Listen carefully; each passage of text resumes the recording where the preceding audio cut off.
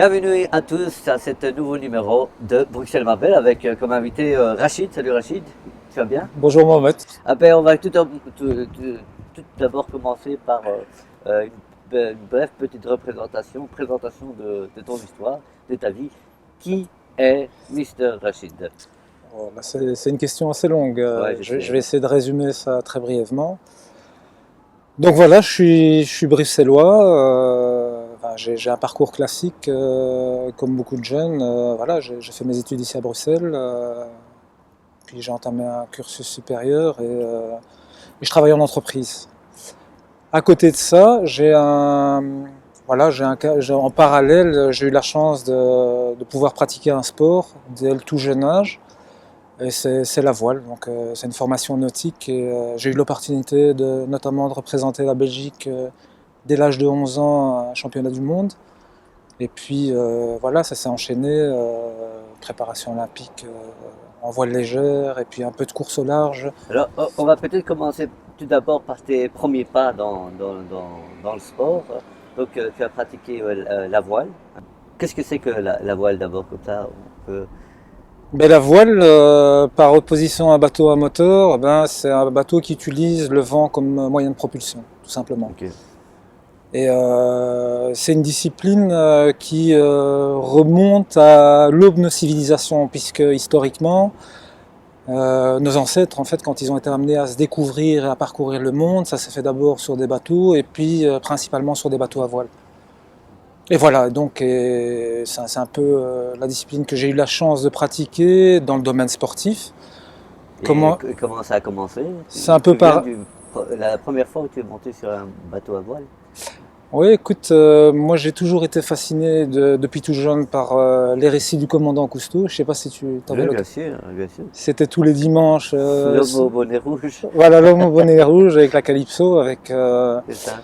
sur le tube cathodique Ouais, en noir on et a blanc. grandi Voilà. avec ça. En tout cas, les parents regardaient beaucoup de ces émissions, effectivement, du Capitaine Cousteau. Bah écoute, moi mon rêve c'était faire de la plongée et quand je suis arrivé en première secondaire, c'était une école où on avait la chance et même l'obligation de pratiquer une discipline sportive. Et l'année où je suis arrivé à 11 ans, donc en première secondaire, ils avaient supprimé la plongée. Et voilà, par défaut, j'ai choisi la voile et ça a été un parcours de vie puisque ça fait plus de 35 ans que je suis dans ce milieu, modestement. Donc, Ok, donc tes premiers pas dans la voile. Et qu'est-ce qui a fait que tu es passé quelque part de jeunes qui participaient à une activité sportive aux sportifs? ben, je pense que pour beaucoup d'entre nous, notre parcours est jalonné par des rencontres. Et moi, j'ai eu la chance tout au long de mon parcours de rencontrer des gens en fait formidables et qui s'impliquaient, qui te donnent en fait l'envie. D'abord, je pense que quand tu es tout jeune, le plus important c'est de pouvoir apprendre par le jeu, donc tout en jouant, et tu te rends compte que tu apprends des choses. Et c'est surtout les gens qui te donnent envie d'apprendre. Et moi j'ai eu cette chance-là de rencontrer des gens sur mon parcours qui ont fait que d'une pratique ponctuelle, eh bien, c'est devenu quelque part un fil conducteur. Et c'est ce qu'on essaye de transmettre au travers du projet qu'on développe Et ça a actuellement. été quoi ce fil conducteur pour toi? Ben, le fil conducteur, c'est Pour devenir ce parcours jusqu'à aujourd'hui, quoi. je pense que le dénominateur commun de toute discipline sportive extrascolaire, c'est quelque part l'apprentissage de l'autonomie, c'est apprendre d'une autre manière que l'apprentissage scolaire, c'est de l'extrascolaire. C'est l'immensité maritime qui représente presque 71-75% de la Terre. Donc quelque part, tu t'élargis les horizons. Et moi, c'est concrètement, c'est ça que ça m'a apporté. C'est Tabarly disait la mer ne tolère pas les imposteurs. Kersozon te dit que c'est le royaume des ombres. C'est un espace d'humilité où tu apprends énormément d'abord sur toi et du fait que, par exemple, quand tu navigues sur un bateau en équipage, eh bien, c'est pouvoir composer avec d'autres individualités. Parfois, c'est des fortes personnalités, surtout quand tu es amené à faire des compétitions de la course au large. Parfois, cette forte personnalité, c'est quelque part apprendre cette capacité à te mettre en retrait pour que, la performance soit collective. Et c'est un peu ça que ça t'apprend. Est-ce que tu te souviens de la première performance sportive Ben écoute, il y a un souvenir qui me revient régulièrement en mémoire. Donc c'est après avoir fait un championnat de Belgique, on était sélectionné pour notre premier championnat du monde. Moi j'étais comme barreur et c'était un bateau en double avec un équipier. C'était, pour la petite histoire, le bateau s'appelait un Vaurien. Pourquoi Vaurien ? Parce qu'il arrivait toujours dernier, non? Non. C'est, historiquement, la voile s'est démocratisée après la Seconde Guerre mondiale. Donc, dans 1947, tu as eu la création de l'école des Glénans. Et l'idée, c'était resociabiliser les gens, etc. Et tu avais des architectes assez novateurs à l'époque, Jean-Jacques Herbulot, qui avait construit ce bateau en contreplaqué marin. Je pense que c'était assez innovant pour l'époque. Et pourquoi est-ce qu'on avait appelé ça un Vaurien ? Parce que il y avait une publicité qui disait pour le prix de 2 vélos, vous pouvez vous rendre acquéreur d'un bateau, vous pouvez acheter un bateau. Et c'était le Vaurien. Et c'est un bateau qui a eu pas mal de succès à l'époque, de par son prix, son accessibilité, et puis dans le domaine sportif. Et donc moi j'ai eu la chance de faire mon premier championnat du monde à 11 ans, c'était à Bienne en Suisse.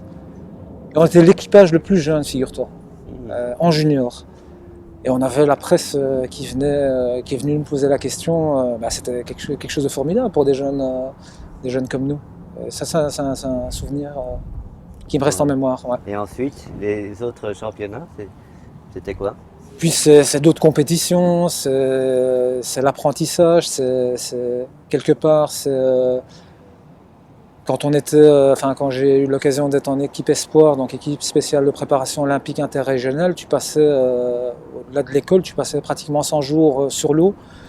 Et pendant que les petits camarades de classe se reposaient le week-end ou vaquaient à leurs occupations, nous on était sur l'eau. C'était le vendredi charger la remorque, le samedi partir très tôt, et puis parfois c'était les week-ends, revenir le soir. Et quelque part, c'est un processus d'apprentissage qui a duré assez longtemps. Est-ce que tu peux nous, en résumé, nous expliquer un peu quelles ont été les étapes de championnat ? Donc c'est séries en voile légère, donc c'est ce qu'on appelle des dériveurs. Donc c'est des championnats de Belgique, championnats d'Europe, championnats du monde. En quelle année ? C'est dans les années 80. Ouais, donc, okay. Et puis c'est une préparation olympique, donc avec l'équipe spéciale de préparation olympique interrégionale de l'époque. Et puis c'est un peu de course au large, donc avec des courses comme le Tour de France à la voile, etc. Et puis l'envie de transmettre qui est arrivée assez tôt, puisque j'ai commencé à enseigner la voile quand j'avais l'âge de 16 ans.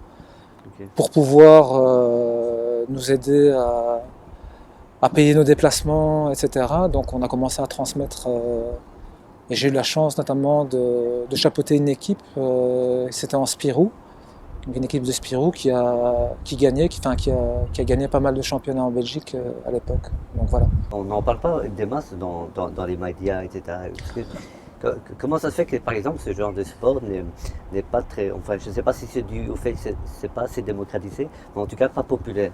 Non, je pense, pour tordre le cou des fausses rumeurs, la voile est un sport qui s'est démocratisé depuis les années 40. Historiquement, c'était une discipline qui était réservée à une élite avant, mais on peut dire qu'à partir de la victoire, 40-45 d'abord, après la Seconde Guerre mondiale, et ensuite après la victoire de Tabarly à une course mythique qui était la Transat anglaise en 1964, c'est une discipline qui s'est largement démocratisée. Pourquoi est-ce que c'est pas répandu ? Je pense que c'est un peu le parent pauvre par rapport à des disciplines qui sont très médiatisées comme le foot, le cyclisme en Belgique. Et voilà, mais quand on voit à l'international, c'est une discipline qui reste majoritairement pratiquée. Je pense aux Glénans qui font naviguer plus de 15 000 personnes par an, et dans d'autres pays où c'est relativement démocratique. Aujourd'hui, tu en es où? Bah écoute, aujourd'hui, un moment s'est posé, il y a une envie de transmettre qui s'est manifestée. Moi, on venait souvent, étant plutôt d'origine modeste, on venait souvent me dire que, voilà, moi j'ai eu la chance de pratiquer un sport d'élite, un sport de bourgeois.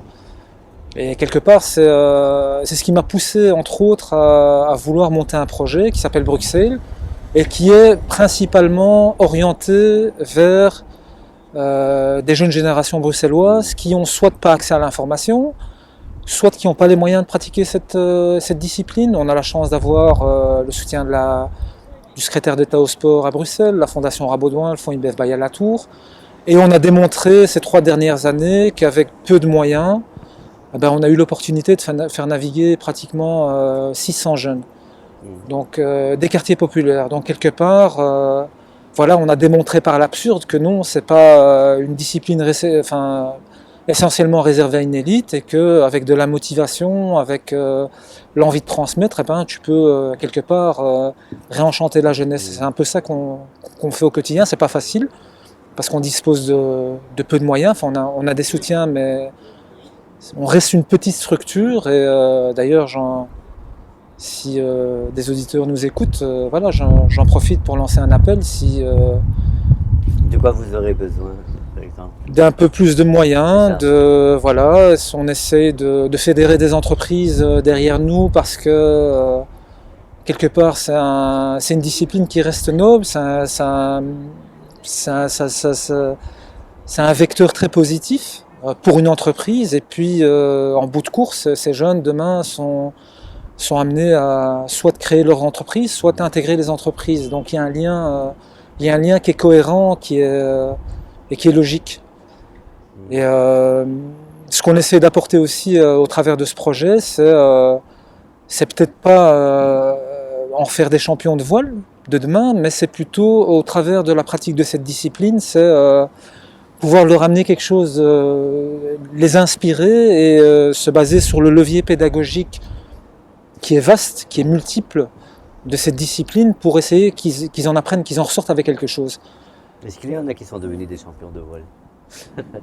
Écoute, j'ai eu dans ton parcours comme j'ai expliqué déjà au sein de Bruxelles, donc au sein de notre petite ASBL, il y a les gens qui encadrent avec moi, c'est des jeunes que j'ai eu l'occasion de former, qui sont à peu près trentenaires aujourd'hui, et ils ont un dénominateur commun, c'est qu'ils ont été champions de Belgique et dont ils ont performé en voile légère, et maintenant ils ont aussi envie de transmettre vers les jeunes qui ont peut-être moins de chance. Et ceux-là sont même issus des quartiers populaires. C'est tous des jeunes. Ouais, c'est par exemple. Comme tu les appelles.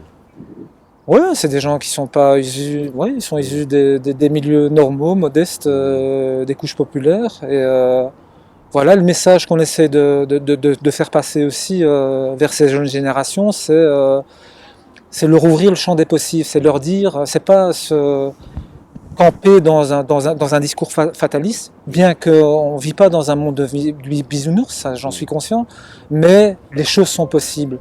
Okay. Je veux dire, notre modeste parcours, ce qu'on essaye de véhiculer, c'est que, voilà, il faut être curieux. Pour quelqu'un qui est curieux, qui dispose un peu de motivation, il y a moyen de s'en sortir, clairement. Okay. J'ai encore 2 petites questions à te poser. Qu'est-ce qui évoque pour toi Bruxelles? Écoute, comme tu as pu le constater, le nom de notre ASBL, c'est Bruxelles.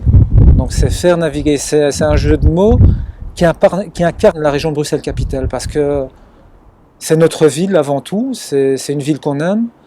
On est soutenu par la région bruxelloise.